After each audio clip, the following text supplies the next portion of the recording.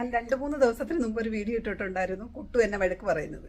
അപ്പോഴത് അടിപൊളി എന്നുള്ള വാക്ക് പറഞ്ഞപ്പോഴാണ് കുഞ്ഞിനത് ഇഷ്ടപ്പെട്ടില്ല. കാരണം അത് നമ്മൾ സാധാരണയായിട്ട് യൂസ് ചെയ്യുന്നൊരു വേർഡല്ലല്ലോ. അപ്പോഴിവൻ അടിയെന്ന് വിചാരിച്ചിട്ടാണ് എന്നെ വെള്ളം ഒഴിക്കും കമ്പെടുക്കട്ടെന്നൊക്കെ പറഞ്ഞത്. മോന് കൊണ്ടുവന്ന ടോയ്സ് അടിപൊളി എന്ന് പറഞ്ഞതിനായിരുന്നു. അപ്പോഴത് മനസ്സിലായത് വീണ്ടും അടിപൊളി എന്ന് പറഞ്ഞപ്പോഴേ വീണ്ടും അത് തന്നെ പറയുന്നു. അപ്പോഴാണ് നമുക്ക് പിടികിട്ടിയത് ഇവൻ അത് ആ വാക്ക് ആണ് പ്രശ്നമായതെന്ന്. അപ്പോൾ ഈ വീഡിയോ നിങ്ങളൊന്ന് കണ്ടു നോക്കൂ, അപ്പോഴും മനസ്സിലാവും.